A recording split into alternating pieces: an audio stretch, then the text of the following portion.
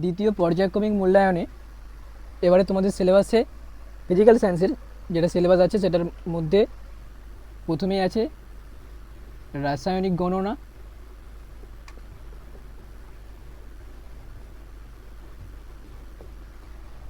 দু নম্বরে আছে তাপের ঘটনাসমূহ,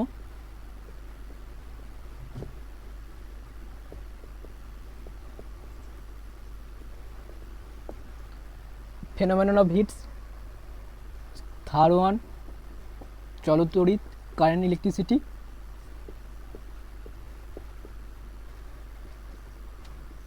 চার নম্বরে আছে তড়িৎ প্রবাহ,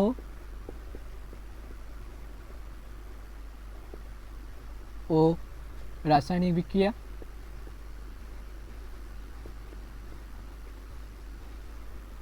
বিক্রিয়া, পাঁচ নম্বরে আছে পরীক্ষাগার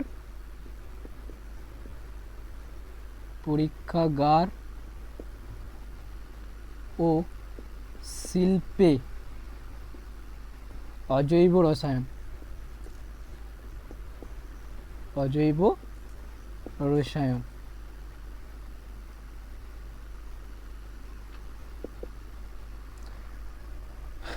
এই আর 6 নম্বরে আছে ধাতুবিদ্যা,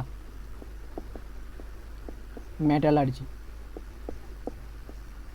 ইংলিশ টার্মগুলো লিখলাম না। প্রথমে আমরা অ্যাকচুয়ালি প্রথমে প্রশ্ন হতে পারে যে প্রতিটা টপিক কি আমি শেষ করব? হ্যাঁ করব। প্রথমে রাসায়নিক গণনা শুরু করব, আর ওর যত কিছু প্রশ্ন হয় সেগুলো করে নেব। আর প্রথমে যেটা বলার একদম বেসিক থেকে শুরু করব, আর পুরো অ্যাডভান্স লেভেল পর্যন্ত যাব। হ্যাঁ, তাহলে প্রথমে আমি রাসায়নিক গণনাটা শুরু করি।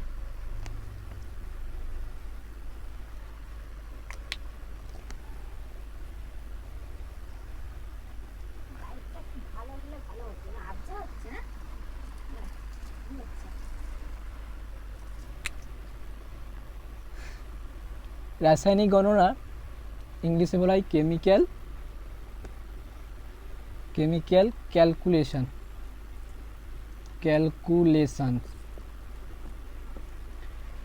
কেমিক্যাল ক্যালকুলেশন শিখতে গেলে প্রথমে যেহেতু বেসিক থেকে শুরু করা হচ্ছে, তো প্রথমে আমাকে আগে 20টা মৌলের নাম আর ভর সংখ্যাগুলো জেনে নিতে হবে, না হলে তো পুরো কিছু রাসায়নিক গণনার কিছু শিখতে পারবো না। তাহলে কি করব? প্রথমে 20টা মৌলের নাম শিখে নেব, আর 20টা মৌলের ভর সংখ্যা শিখতে হবে। শুরু করা যাক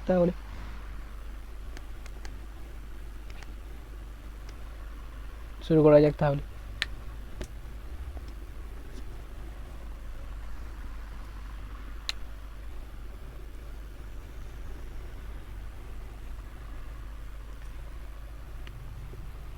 এক নম্বরে পরমাণু ক্রমাঙ্ক। এটা পরমাণু ক্রমাঙ্ক অনুযায়ী সাজানো হচ্ছে, পরমাণু ক্রমাঙ্ক অনুযায়ী।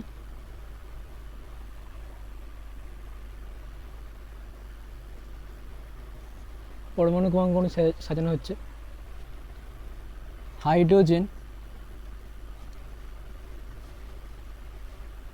হাইড্রোজেনের প্রথম এইচ আছে, তার তো সিম্বল এইচ। Second helium, এইচই। 3 নম্বরে লিথিয়াম,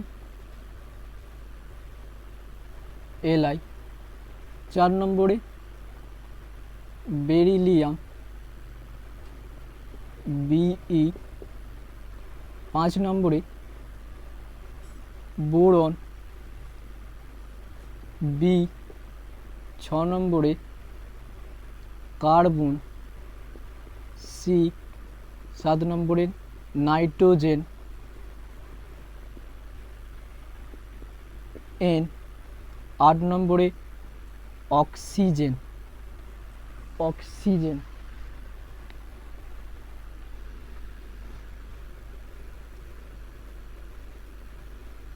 ও 9 নম্বরে ফ্লোরিন।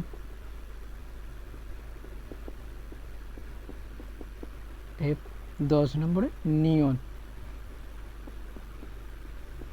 তো 10টা মৌলের নাম একবার রিভিশন করা হয়ে যাক। প্রথমে হাইড্রোজেন, এইচ মানে 1 নম্বর পরমাণু ক্রমাঙ্ক মানে হচ্ছে কি প্রোটন সংখ্যা অনুযায়ী সাজানো, প্রোটন সংখ্যা অনুযায়ী সাজানো আছে যেহেতু, তাহলে 1 নম্বরে হাইড্রোজেন আছে, 2 নম্বরে হিলিয়াম আছে, 3 নম্বরে লিথিয়াম, 4 নম্বরে বেরিলিয়াম, 5 নম্বরে বোরন, 6 নম্বরে কার্বন, 7 নম্বরে নাইট্রোজেন, 8 নম্বরে অক্সিজেন, 9 নম্বরে ফ্লোরিন, 10 নম্বরে নিয়ন। এবার মনে রাখার পদ্ধতি হাই হি লি বে বো কা নাই অ ফ্লু নি, 10টা হয়ে গেল। আচ্ছা বাকি 10টা লেখা ফেলা যাক, কারণ তোমাদের মোটামুটি 20টা জানলে হয়ে যাবে। বাকি 10টা লিখে ফেলা যাক, বড় করে লেখা হচ্ছে যাক।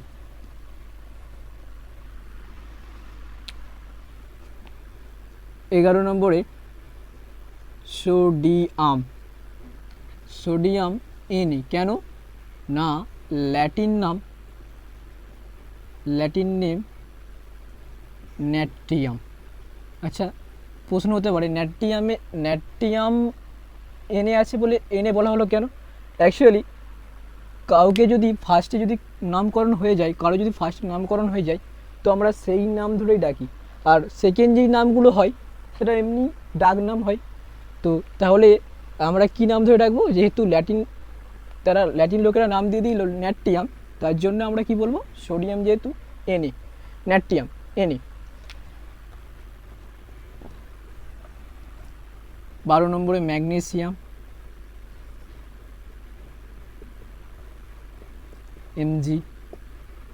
13 নম্বরে অ্যালুমিনিয়াম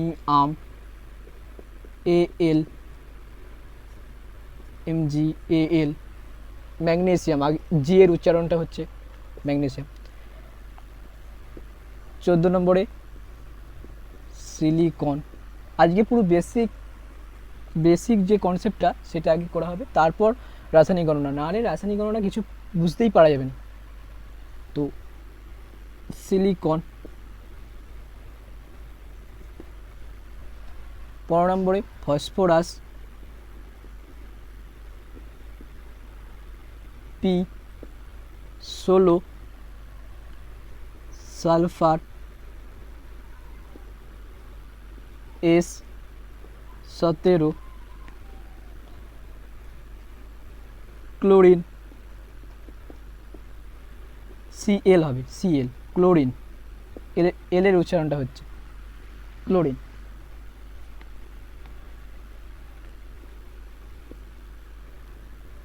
আর্গন AR। পটাশিয়াম বানানটা SSUM। এটাকে কে লেখা হয় কেন?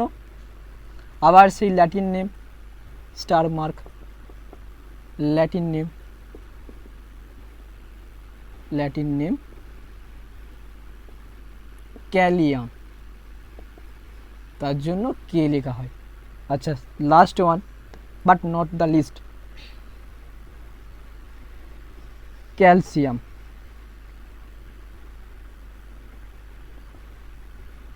Ca। তো আমরা কি করে মনে রাখবো? প্রথমে বলছিলাম 10টা মৌল কি শিখলাম, hydrogen, helium, lithium, beryllium, boron, carbon, nitrogen, oxygen, fluorine, neon. হাই হি লি বে বো কা নাই অ ফ্লু নি সো মা, মানে এবার 12টা বলে ফেললাম। আমার একটা পদ্ধতি আছে, সেটা যদি কারো যদি ব্যবহার করা যায় তো ভালোই হবে। আমার পদ্ধতিটা কি না, 10টা পর্যন্ত মোটামুটি মনে রাখার শর্ট ঠিক আছে।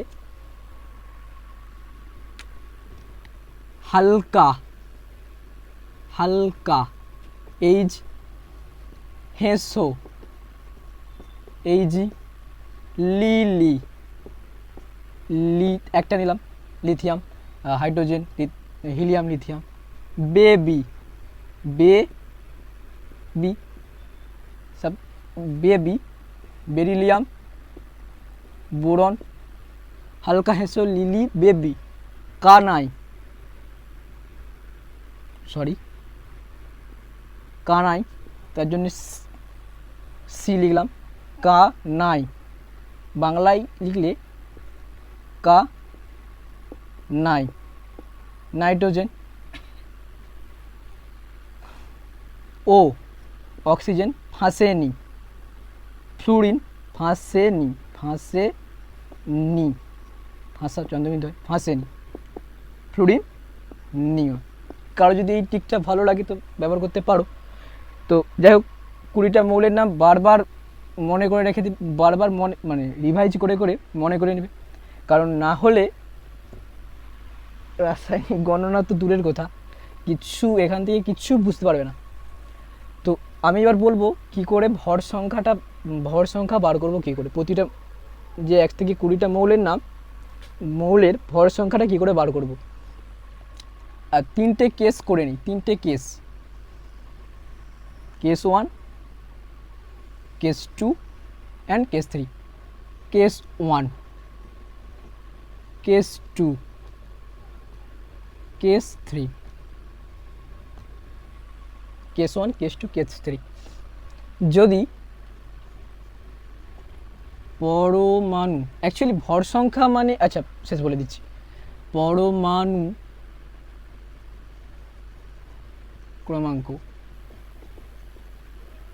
ক্রমাঙ্ক 1 বাদ দিয়ে 2 থেকে 10 এর মধ্যে হয়,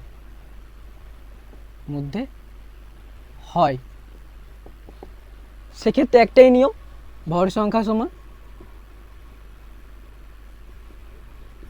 2 গুণিত পরমাণু ক্রমাঙ্ক। যদি এগুলো বাচ্চাদের জিনিস তবুও বলছি, কারণ এই চ্যাপ্টারটা শুধু ওই ভর সংখ্যার দিয়ে ক্যালকুলেশন, কিছু করার নেই, মনে রাখতে হবে। তো আমি বললাম যদি 2 থেকে 10 পর্যন্ত সমস্ত মৌলের ক্ষেত্রে ভর সংখ্যা কী করে বার করব না, পরমাণু ক্রমাঙ্ক যা দেওয়া থাকবে তাকে 2 দিয়ে গুণ করে দেবো। যেমন আচ্ছা 1 নম্বর ছাড়লাম কেন না, হাইড্রোজেনের ক্ষেত্রে শুধুমাত্র মনে রাখতে হবে হাইড্রোজেনের পরমাণু ক্রমাঙ্ক যা, ভর সংখ্যা তাই, কিন্তু এক্স্যাক্টলি যদি বলি 1.008 হয়, কিন্তু তাও মানে হাইড্রোজেনের ক্ষেত্রে আমরা ক্যালকুলেশন করার সময় কোনটা নেব, ক্যালকুলেশন করার সময় শুধুমাত্র 1টাই নেব, 1, ঠিক আছে। Isotope, isobar, iso electron, isodiaphere, mirror nuclei, ওইসবে কিচ্ছুতে যাচ্ছি না, শুধুমাত্র টু দি পয়েন্ট। আর টু দি পয়েন্ট নয়, বেসটা থেকে আগে বেসটা যদি ক্লিয়ার হয়ে যায় তাহলে আমাদের পুরো কনসেপ্ট বিল্ড হয়ে যাবে এমনিতেই। তো হাইড্রোজেনের ক্ষেত্রে শুধুমাত্র মনে রাখতে হবে কি H11, ঠিক আছে। তো মুছে দিই, ফর্মুলাটা থাক। বা হিলিয়ামের কি ছিল, হিলিয়াম কত নম্বরে ছিল, 2 নম্বরে। যদি 2 পরমাণু ক্রমাঙ্ক তাহলে ভর সংখ্যা আমার কত হবে, তাহলে ভর সংখ্যা সমান হবে 2 গুণিত পরমাণু ক্রমাঙ্ক কত 2, তাহলে কত 4, তাহলে ভর সংখ্যা মাথায় লিখতে হয় 4 লিখে দিলাম, ঠিক আছে। তাহলে আমি হিলিয়ামেরটা করে ফেললাম। একইভাবে লিথিয়ামের কি হবে, লিথিয়ামের 3 ছিল, তাহলে ডবল করে দিলে কত হবে 6, বাহ। বেরিলিয়াম 4 ছিল, কত হবে 8, কারণ ডবল করে দেবো, 2 দিয়ে গুণ করে দেবো না, ঠিক আছে। বেরিলিয়াম গেল। বোরন 5 ছিল, 10, ঠিক আছে, বোঝা গেল। ক্যামেরায় আচ্ছা, ক্যামেরা থেকে এবার বেরিয়ে গেলে অবস্থা খারাপ, উপরে একটু লিখি। তাহলে বেরিলিয়াম বোরন পর্যন্ত হলো। তারপর কার্বন 6, তাহলে কত হবে 2 দিয়ে গুণ করলে 12, ঠিক আছে। আর নাইট্রোজেন 7, কত হবে 14, অক্সিজেন 8, 2 দিয়ে গুণ করলে কত হবে 16, ফ্লুরিন 9, পরমাণু ক্রমাঙ্ক 9, যদি 2 দিয়ে গুণ করি 18, বাহ, ঠিক আছে। এবার 10 নম্বরে কে ছিল, 10 নম্বরে ছিল নিয়ন, 2 দিয়ে গুণ করলে কি হবে 20, ঠিক আছে। তাই তো 10 20।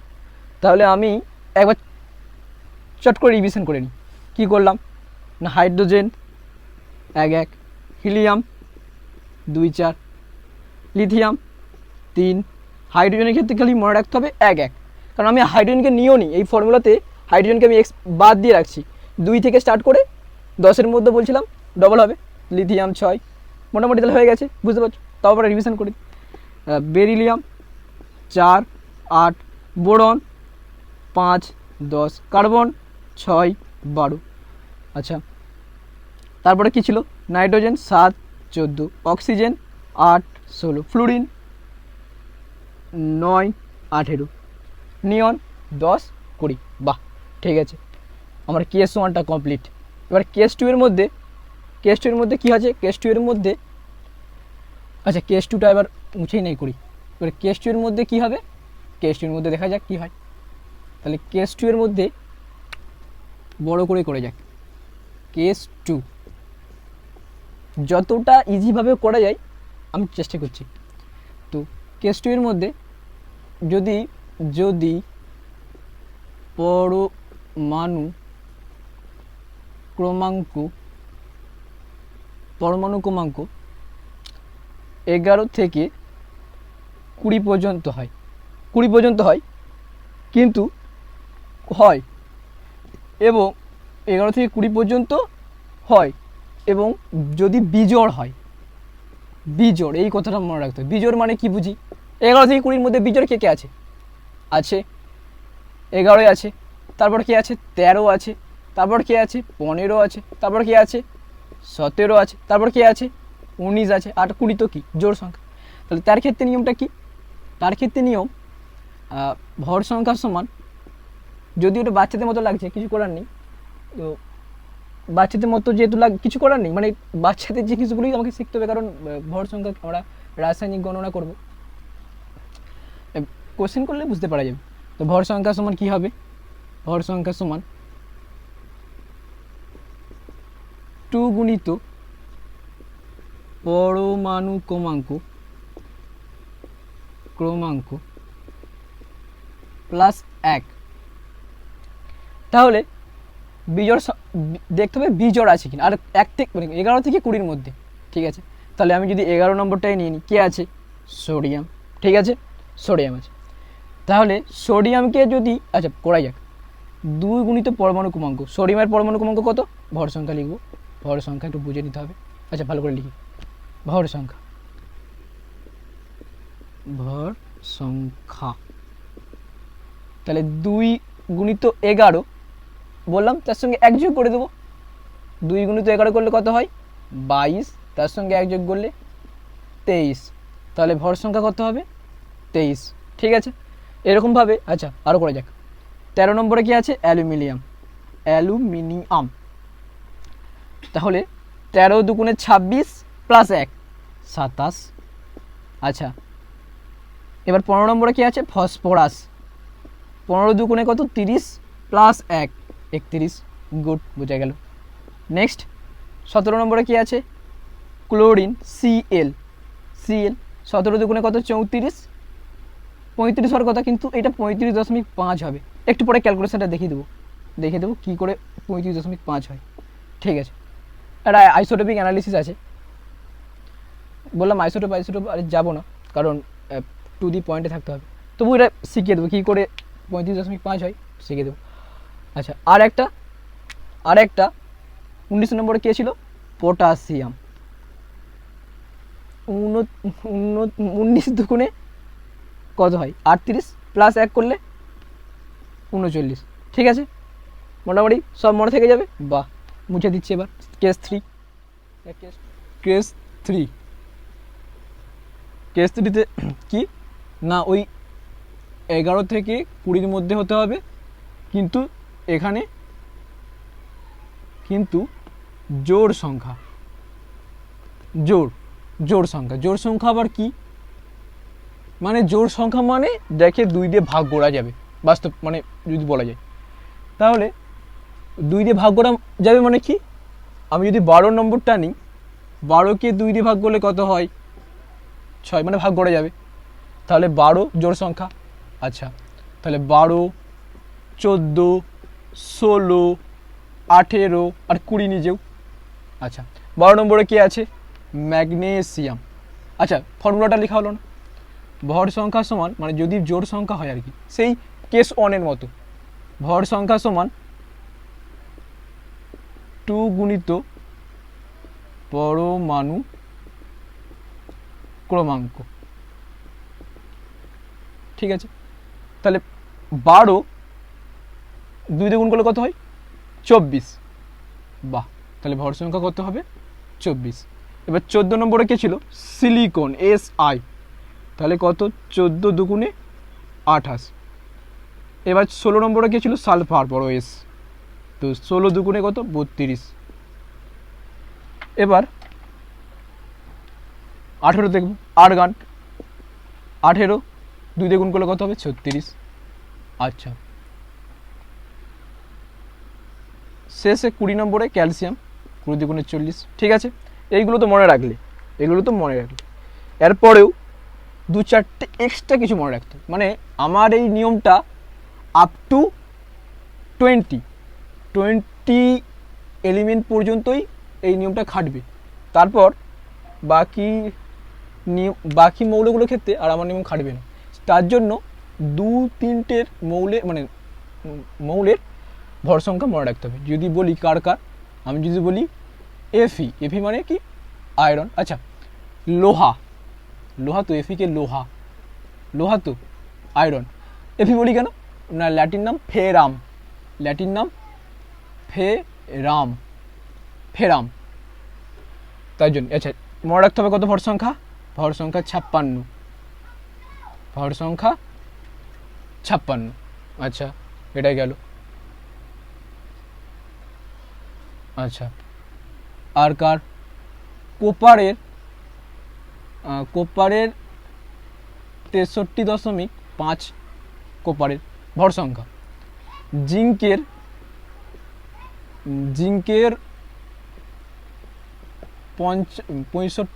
63.5, এটা হচ্ছে 65.5। ঠিক আছে, এগুলো মনে রাখলেই হবে। আচ্ছা, আর ক্রোমিয়ামের কত? 52। বাস, এই কটা জানলেই হবে। ঠিক আছে, এই কটা জানলেই হবে। এবার আমরা ভর সংখ্যাগুলো শিখে গেলাম। ভর সংখ্যার পর অ্যাকচুয়ালি যেই ভর সংখ্যাটা শিখলাম, এই ভর সংখ্যা হচ্ছে কি? আচ্ছা, ভর সংখ্যার সমান আগে বলে দিই, ভর সংখ্যা বা পারমাণবিক ভর, এইটাই হচ্ছে কি? পারমাণবিক ভর। ঠিক আছে, ভর সংখ্যা কি না? পারমাণবিক ভর, মানে পরমাণুর যেটা ভর সেটা হচ্ছে ভর সংখ্যা। এখানে আবার ভর সংখ্যা দুটো হয়, একটা হচ্ছে আপেক্ষিক পারমাণবিক ভর, আর একটা হচ্ছে আপেক্ষিক আণবিক ভর। এই দুটো হয় সব সেকেন্ড। এখানে আমার বোর্ডের মধ্যে বোর্ডের মধ্যে যেটা আসবে দ্যাট ইজ সাফিসিয়েন্ট, আর এর বাইরে অন্য কিছু বই, মানে রেফারেন্স বই ব্যবহার করার দরকার নেই। তো ভর সংখ্যা সমান, এবার হ্যাঁ, ভর সংখ্যা যেটা বলি, ভর সংখ্যা সমান কি? প্রোটন সংখ্যা প্লাস নিউটন সংখ্যা, তাই তো? আচ্ছা, এবার যদি বলি ভর সংখ্যা সমান প্রোটন সংখ্যা প্লাস নিউটন সংখ্যা, মানেটা কি? মানে আমি যদি বলি প্রোটন সংখ্যাকে যদি বলি পি, আর নিউটন সংখ্যাকে যদি বলি এন, আর ভর সংখ্যাকে সাপোজ যদি বলি এ ভর সংখ্যা সাপোজ এ, তাহলে আমি বলতে পারি এ সমান পি প্লাস এন, বলতে পারি।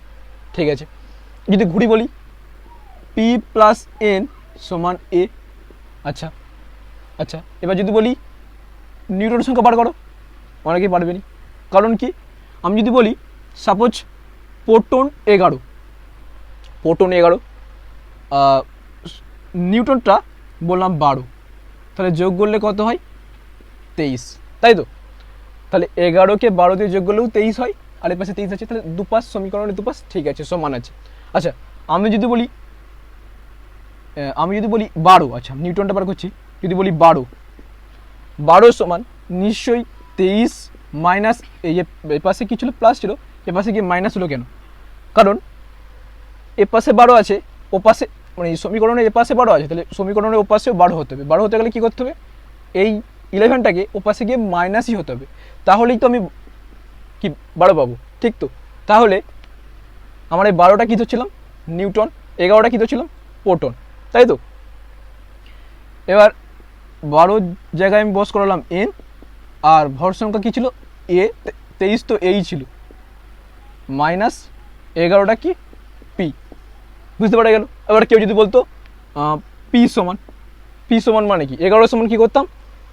ও পাশে 23 মাইনাস 12 করতাম, কারণ এ পাশেও 11 হতো, 23 থেকে 12 বাদ দিলে সেই 11 হতো, তাহলে কী হবে? এ মাইনাস এন। ক্লিয়ার? ঠিক আছে, ঠিক আছে, এবার মুছে দিচ্ছি। ঠিক আছে, এবার মেন জিনিসটা একটু শিখতে হবে। পারমাণবিক আপেক্ষিক পারমাণবিক ভর। আপেক্ষিক পারমাণবিক ভর, আপেক্ষিক পারমাণবিক ভর, এটা আবার কি? ইংলিশে যদি বলা হয় না, relative atomic mass. Relative atomic mass. আচ্ছা, রিলেটিভ মানে কি বা আপেক্ষিক মানে কি? আচ্ছা, এইসব পড়ার আগে, কনসেপ্ট শেখার আগে, এটা এক্স্যাক্টলি মিনিংটা কি? আচ্ছা, সাপোজ লিলি পেয়েছে 100-র মধ্যে 90, তাই তো? আর একটা টিনা সে পেল 45। তাহলে আমি যদি বলি লিলি টিনার থেকে কত গুণ বেশি পেল? আচ্ছা, ভালো করে, লিলির প্রাপ্ত নম্বর কত? 90। টিনার প্রাপ্ত নম্বর কত? 45। পুরো কনসেন্ট্রেশন এখানে। লিলির প্রাপ্ত নম্বর 90, টিনার 45। আচ্ছা, আমি যদি বলি, ফট করে বলে দিবে যে 45 দুগুণে 90, তাহলে দুগুণ বেশি পেয়েছে। কি করে করলাম এটাকে আমি? না, লিখি লিলি এর প্রাপ্ত নম্বর বাই টিনা এর প্রাপ্ত নম্বর। লিলির প্রাপ্ত নম্বর কত ছিল? 90, আর টিনার প্রাপ্ত নম্বর 45। তাহলে 45, 90কে 45 ভাগ করে মানে কত? 45 দুগুণে 90। কেউ ভাগ করতে পারে 45 দুগুণে 90। আচ্ছা, ডাইরেক্ট হয়ে গেল। এবার কি লিখতে পারি? লিলি এর প্রাপ্ত নম্বর বাই টিনা এর প্রাপ্ত নম্বর সমান 2। ঠিক আছে। আচ্ছা, 2 মানে আমি নিচে 1 আছে ভাবতে পারি। হ্যাঁ, 2কে 1 দিয়ে ভাগ করলে 2ই হয়। ঠিক আছে, এবার যদি ক্রস মাল্টিপ্লাই মানে কোনাকুনি যদি গুণ করি, তাহলে কি হবে? 1কে লিলির প্রাপ্ত নম্বর দিয়ে গুণ করি, তাহলে কি হবে? তাহলে লিলি 1কে দিয়ে গুণ করা মানে তো একই, সেইটাই হবে। মানে লিলি, আচ্ছা লিখি দাও, লিলি এর প্রাপ্ত নম্বর গুণিত 1 সমান 2 গুণিত টিনা এর প্রাপ্ত নম্বর। অ্যাকচুয়ালি পারমাণবিক ভরটা এবার শিখতে গেলে কি মনে রাখতে হবে? কি এর পারমাণবিক ভরটা কি? পরমাণু মানে কি? প্রচুর ক্ষুদ্র। 10 তার মানে 10 টু দি পাওয়ার -15 এরকম ভাবা যেতে পারে। তো ওইটাকে কি করে মাপবো? এমনি যদি মাংস দোকানে যারা মাংস কাটলে কি হয়? মাংস কাটলো, 1 কেজি মাংস মেপে দিল, তার কোনো সমস্যাই নেই। কিন্তু পরমাণুকে কি করে মাপবে? এবার এই সাপেক্ষে নিলাম কেন? আচ্ছা, এটাকে পুরো এক্স্যাক্টলি মিনিংটা বুঝে যাবে। তাহলে এখানে কি 2 গুণ বেশি পেলো? ঠিক আছে, এবার পারমাণবিক ভরটার মানেটা কি এটা বুঝে গেছে? ঠিক আছে, পুরো আমি আবার জিজ্ঞেস করবো। ব্যাপারটা কি, ঠিক আছে। এবার যদি আমি বলি না, সাপোজ বললাম এ অ্যাটম, এ একটা অ্যাটম, তার তার ভর কত না 0.000, ট্রিপল নয়, 1 2 3 4 5 6 7 70, ঠিক আছে। আচ্ছা, বি অ্যাটম, তার পারমাণবিক ভর 1 2 3 4 5 6 7, তো এইগুলোকে মাপা সম্ভব? তাহলে একে মাপতে গেলে কি করব না, এটা সাপেক্ষে, সাপেক্ষে মানে কি, সাপোজ যদি আমি মাপি বি এর সাপেক্ষে এ কত গুণ ভারী সেটা বলতে পারবো। কি করে বলবো না, এ কে এর যে ভর মানে এটা, তাকে যদি আমি বি এর ভর দিয়ে ভাগ করে দিই কি হবে না 0.1 2 3 4 5 6 7 70 ডিভাইড বাই 0.1 2 3 4 5 6 3 মানে এটা যদি মানে ক্যালকুলেশন করা যায়, 7টা 0, 1 2 3 4 5 6 7 8 9, তাহলে দশমিক তুললে এ পাশে 10⁹ আসবে, দশমিক তুললে এ পাশে 10⁹ আসবে, ঠিক আছে। তাহলে কারণ 1 2 3 4 5 6 7 8 9, দশমিকের পর 9টা হচ্ছে, ঠিক আছে। তাহলে এই 10⁹ কেটে গেল, তাহলে পড়ে আছে কি 70/35। দেখ এবার 35কে 35 দুগুণে 70ই তো হয়, বুঝা গেল। তাহলে এ বাই বি সমান কত এলো 2। আচ্ছা 2 মানে নিচে 1 আছে বলতেই পারি, কারণ 1 দিয়ে ভাগ করলে সেটা তো 2কে যদি 1 দিয়ে ভাগ করেছে 2 তো হবে, আমি লিখতে পারি। ক্রস মাল্টিপ্লাই করলে এ গুণিত 1 2 গুণিত বি বলা যায় তো। তাহলে আমি বলতে পারি এ বি এর দুগুণ। পারমাণবিক ভরটাকেও সেম, পুরো সেম এইটাই করব। এবার আপেক্ষিক পারমাণবিক ভরের 3টে স্কেল আছে, 3টে স্কেল মানে 3টে স্কেল অনুযায়ী আমরা এটাকে ডিফাইন করতে পারবো। কী কী 3টে স্কেল? 1 নম্বর হাইড্রোজেন স্কেল, আমরা প্রতিটা স্কেলই পড়ব। 2 নম্বর অক্সিজেন স্কেল। আগে বেসিকটাকে ক্লিয়ার রাখতে হবে, বেসিক না ক্লিয়ার করলে কিচ্ছু হবে না, কিছু শেখা যাবে না। Oxygen scale. আর লাস্ট ওয়ান কার্বন স্কেল। একদম ফিলিং, এখানে পুরো ফিল নিতে হবে, ফিল নাহলে কিছু মানে কিছু লাভ নেই। ফিল যদিও ওটা 9এও আছে 10এও আছে, 9এও আছে 10এও আছে।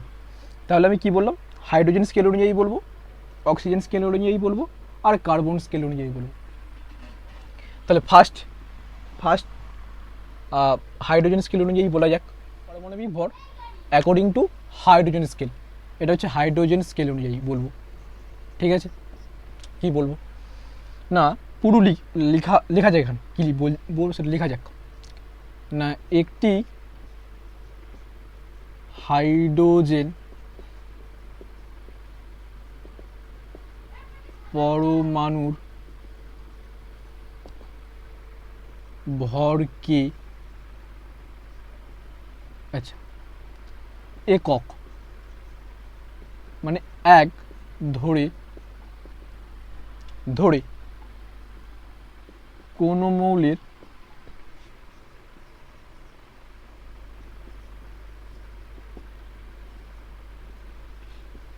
একটি পরমাণুর ভর একটি হাইড্রোজেন পরমাণুর ভরের তুলনায় যত গুণ ভারী সেই তুলনামূলক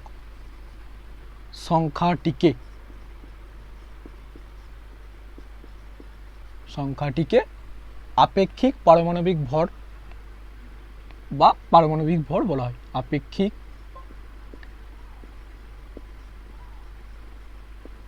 পারমাণবিক ভর বলে। এটার মানেটা কি, এই লেখাটার মানেটা কি? এটা তো আমি 11 বই থেকে বলে দিলাম, কিন্তু এটার মানেটা কি না, একটি হাইড্রোজেন পরমাণুর ভরকে একক ধরে, মানে হাইড্রোজেনটাকে এখানে সাপেক্ষে রাখবো।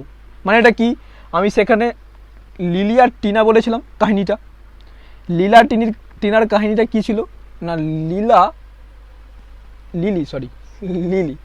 লিলি পেয়েছিল 90 আর টিনা পেয়েছিল 45। তাহলে আমরা কাকে মানে ভাগ করছিলাম, নিচে কাকে রাখছিলাম না টিনাকে, এখানে হাইড্রোজেনটাকে নিচে রাখবো, মানে হাইড্রোজেনের সাপেক্ষে কোনো যে কোনো মৌলকে, সাপোজ যদি ক্লোরিন হয় ক্লোরিন, সোডিয়াম হয় সোডিয়াম, তার ভরটাকে মাপবো। আচ্ছা লিখলাম, এটার মানেটা কি, তাহলে আপেক্ষিক পারমাণবিক ভর, হয়তো এটাতে ক্লিয়ার নাও হতে পারে, তাও আপেক্ষিক পারমাণবিক ভর সমান কি, কোনো মৌলের কি লিখলাম, কোনো মৌলের একটি পরমাণুর ভর বাই হাইড্রোজেনের, এইচ লিখে দিই, হাইড্রোজেনের একটি পরমাণুর ভর। ঠিক আছে, এবার একটা প্রশ্ন, এটা আমি কি করলাম, সেই লিলির কেসটা, সেই লিলি আর টিনার কেসটা আমি পেয়েছিলাম কি ভাগ করতে, সাপোজ এইটা যদি কি হয়, এটা লিলির প্রাপ্ত নম্বর কত যদি ধরি, এটা 90 আর টিনার প্রাপ্ত নম্বর 45, তাহলে 90কে 45 দিয়ে ভাগ করলে কী হচ্ছিল আমার 2। তেমন এখানে কোনো মৌল এটি পরমাণু ভর, মানে যে কোনো হতে পারে, যদি ক্লোরিন হয় ক্লোরিন, ফ্লুরিন হয় ফ্লুরিন, এবার সোডিয়াম হয় সোডিয়াম, যা হবে হবে, কিন্তু নিচে কি রাখবো না হাইড্রোজেনকে রাখবো। আচ্ছা, হাইড্রোজেনের একটি পরমাণুর ভর একটু আগে আমরা শিখলাম হাইড্রোজেনের কি হয় 1 1, তাই তো, মানে নিচে যদি আমি 1 রেখে দিই, আপেক্ষিক পারমাণবিক ভর আর কোনো মৌলের একটি পরমাণু ভর সমান হয়ে যাবে। কিন্তু এবার এটার মিনিংটা কি, একটা উদাহরণ করা যাক, মানে একটা এক্সাম্পল করা যাক কি, এটা বোঝা যাবে এক্ষুনি। আমি যদি বলি সোডিয়ামের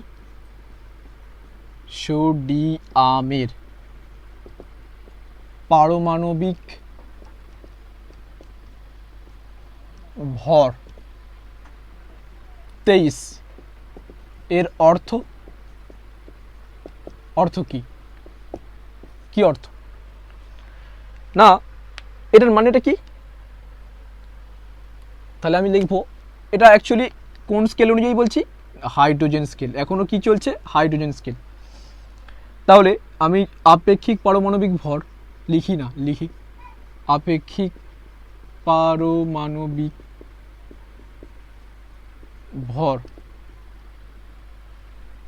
পারমাণবিক ভর সমান কি, কোন মৌল, আচ্ছা কোন মৌল জায়গায় এখানে কি বলা আছে, সোডিয়াম দিয়ে আছে, তাহলে নিচে কাকে রাখবো, যেহেতু হাইড্রোজেন স্কেল হাইড্রোজেন রাখবো, সে তো ঠিক আছে। আর আপেক্ষিক পারমাণবিক ভরটা কার বার করলাম, সোডিয়াম দিয়ে আছে, সোডিয়ামের আপেক্ষিক পারমাণবিক ভর, তাহলে সোডিয়ামের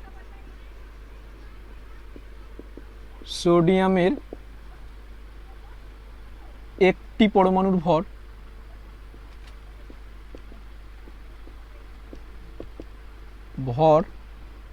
নিচে কার হবে, হাইড্রোজেন এইচ এর একটি পরমাণুর ভর।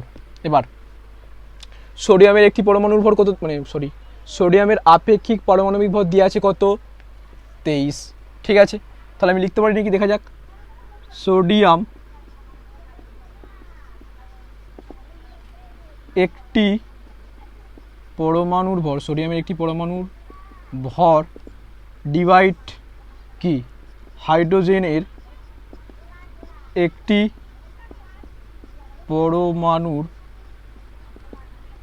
ভর, এইটার ভ্যালু কত দিয়ে আছে? সমান সমানই তো সোডিয়ামের আপেক্ষিক পারমাণবিক ভর, আর সোডিয়ামের আপেক্ষিক পারমাণবিক ভরটা কত দিয়ে আছে? 23। তাহলে লিখলাম 23। ঠিক আছে, ঠিক আছে। এবার 23 মানে আমি ধরতে পারি নিচে 1 আছে, তাই তো, কারণ 23কে 1 দিয়ে ভাগ করলে 23ই। তাহলে কস মাল্টিপ্লাই কোনাকুনি গুণ করলে কি হবে? সোডিয়াম একটি পরমাণুর ভর সমান 23 গুণিত হাইড্রোজেনের একটি পরমাণুর ভর। মানেটা কি? এবার লেখা যাবে কি না, লিখবো কি সোডিয়ামের পারমাণবিক ভর 23, আপেক্ষিক পারমাণবিক ভর 23। এর অর্থ হলো কি সোডিয়ামের একটি পরমাণুর ভর একটি হাইড্রোজেনের পরমাণুর 23 গুণ, তাই তো। এটাই আমি বলতে পারি সোডিয়ামের একটি পরমাণুর ভর হাইড্রোজেনের একটি পরমাণু 23 গুণ। যেমন সেখানে কি ছিল, লিলির প্রাপ্ত নম্বর টিনার প্রাপ্ত নম্বরের 3 গুণ, পুরো সেম কেস, এখানে পুরো সেম, বুঝে গেছে? ঠিক আছে, তাহলে আমি এখানে দিলাম সোডিয়াম, দিলাম সোডিয়ামের পারমাণবিক ভর 23 দিলাম। সেখানে প্রশ্ন যদি থাকে, অ্যাকচুয়ালি এই প্রশ্নটা 10 লেভেলে হয়তো দেবে না, এটা হয়তো দিতে পারে, এটা দেবে না, মানে মোটামুটি আমি বেসিকটা ক্লিয়ার করার জন্য প্রথম দিন, তার জন্য মোটামুটি বেসিকটা ক্লিয়ার করে দিই। মানে পারমাণবিক যে ভর, আপেক্ষিক পারমাণবিক যে ভর, তার হাইড্রোজেন স্কেল অনুযায়ী করলাম। হাইড্রোজেন স্কেল অনুযায়ী তো আমি বললাম না সোডিয়ামের আপেক্ষিক পারমাণবিক ভর 23, এর অর্থটা কি ওটা করলাম। এবারে কেউ যদি বলে ক্লোরিনের আপেক্ষিক পারমাণবিক ভর 35.5, একইভাবে বলে দিয়ে যাবে। ঠিক আছে, কীভাবে বলা যাবে না, বলতে হবে সোডিয়ামের একটি পরমাণুর ভর একটি হাইড্রোজেন পরমাণুর ভরের 35.5 গুণ ভারী। ঠিক আছে, আচ্ছা। অক্সিজেন স্কেল অনুযায়ী অক্সিজেন স্কেল অনুযায়ী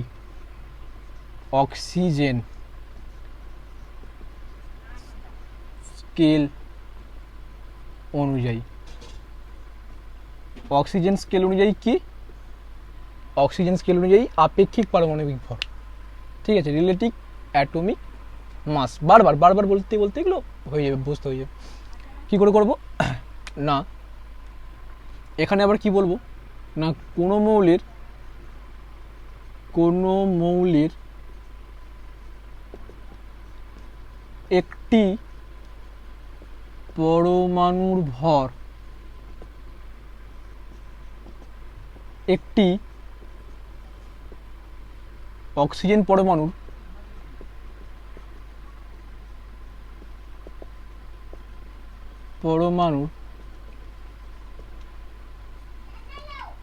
ভরের 1/16 অংশের তুলনায়, এইটার মানেটা বুঝতে হবে, তুলনায় যত গুণ ভারী সেই তুলনামূলক সংখ্যাটিকে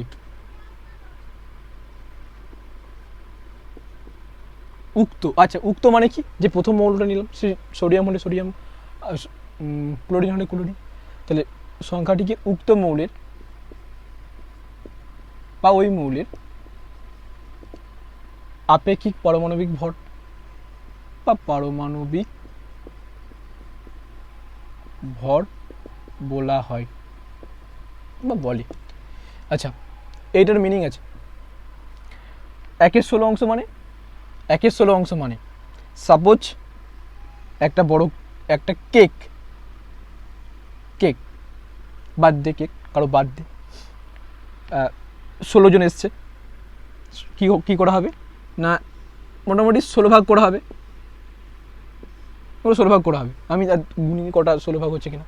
তাহলে 16 ভাগের থেকে যদি একটা ভাগ নেওয়া হয় তাহলে ওটার মানেটা কি? 16 ভাগ থেকে একটা ভাগ নেওয়া, 16 ভাগ থেকে একটা ভাগ নেওয়া মানে কি? 1/16 নয়,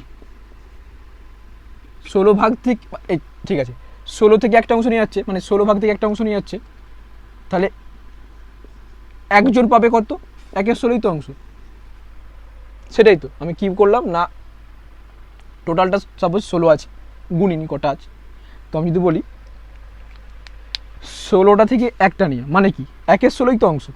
এবার 1/16 অংশ নেয় মানে 16 অংশ নিইনি। যেমন প্রথমে হাইড্রোজেনের স্কেলে কি করলাম না, হাইড্রোজেনের ভরটাকে কত করছিলাম, হাইড্রোজেনের ভরটাকে 1 করে নিলাম, মানে 1 ধরে নিলাম, কিন্তু এখানে 16 ধরিনি, 16 ধরিনি, কত ধরলাম না 1/16। আমি যেটা বললাম কি বললাম না, একটা কেককে যদি 16 ভাগ করি তার সেখান থেকে একটা পিস নিলাম, মানেটা কি 1/16ই তো অংশ নিলাম। আচ্ছা, মোটামুটি বোঝা গেল। তাহলে এখানে কি লিখবো, আমি ওইটাই লিখছি যে কোনো মৌলের একটি পরমাণুর ভর একটি অক্সিজেন পরমাণুর ভরের 1/16 অংশের তুলনায় যতগুণ ভারী, এটা 1/16 অংশের তুলনায় যতগুণ ভারী, সেই তুলনামূলক সংখ্যাটিকে উক্ত মৌলের পারমাণবিক আপেক্ষিক পারমাণবিক ভর বা পারমাণবিক ভর বলা হয়। আচ্ছা, কি লিখব, পারমাণবিক ভর, পারমাণবিক ভর সমান কোনো মৌল, যে কোনো মৌল, কোনো মৌলের একটি পরমাণুর ভর পরমাণুর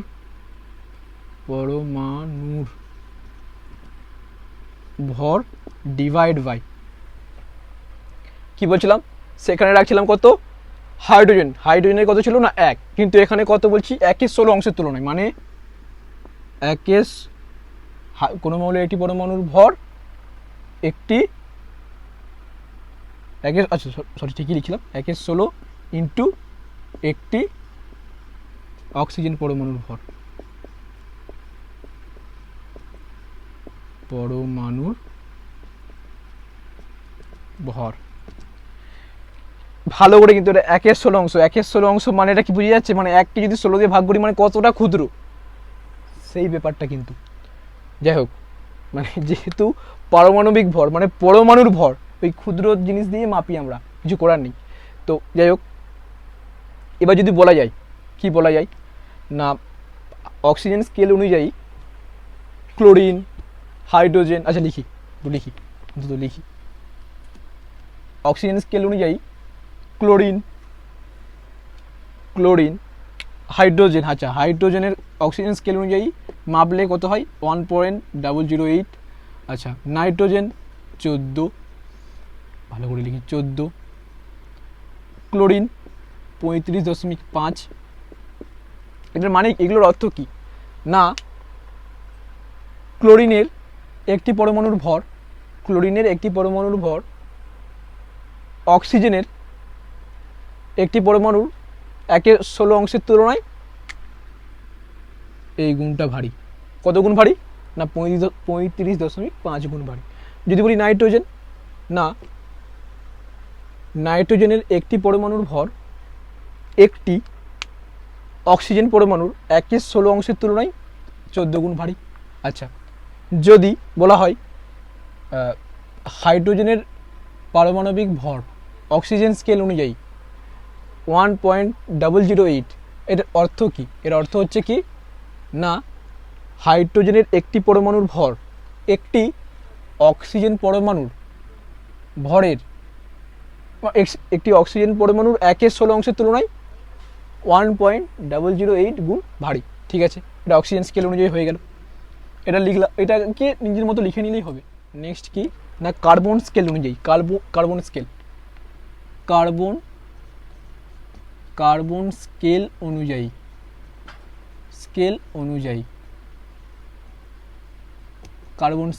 কি হবে,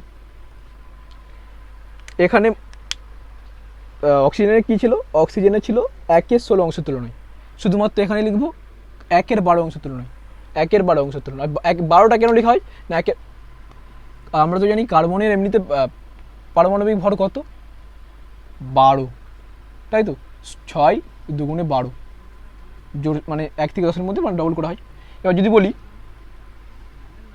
এটাকে 12 ভাগ করা হয়, 12 ভাগ করে, আচ্ছা 12 ভাগ একবার দেখানো যাক, 1 2 3 4 5 6 7 8 9 10 11 12, বাহ 12 ভাগই হয়েছে।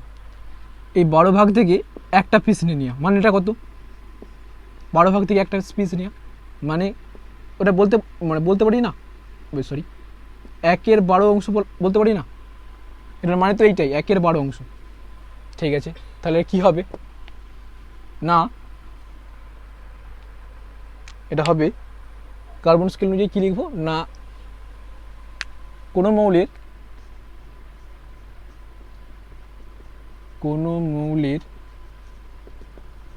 একটি পরমাণুর ভর একটি কার্বন 12 আইসোটোপের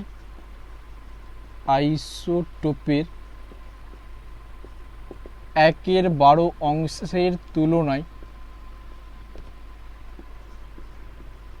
তুলনায় যত গুণ ভারী, সেই তুলনামূলক সংখ্যাটিকে উক্ত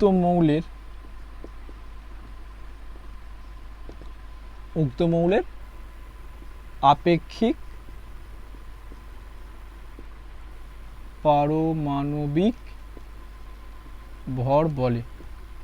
ঠিক আছে, আচ্ছা আবার যদি সেভাবে লিখি,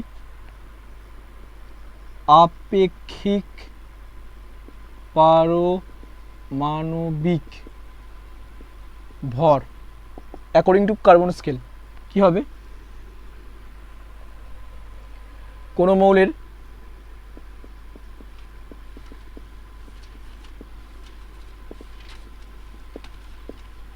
একটি পরমাণুর ভর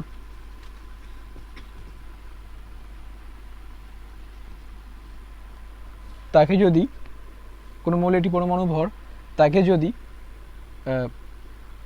1/12 ইন্টু একটি কার্বন পরমাণুর ভর। আচ্ছা একইভাবে ব্যাপারটা পুরো অক্সিজেনের মতো সেম কেস, শুধুমাত্র এখানে 1/12 অংশ হবে, কিন্তু অ্যাকচুয়ালি এখন ইউজ করা হয় কার্বন স্কেল।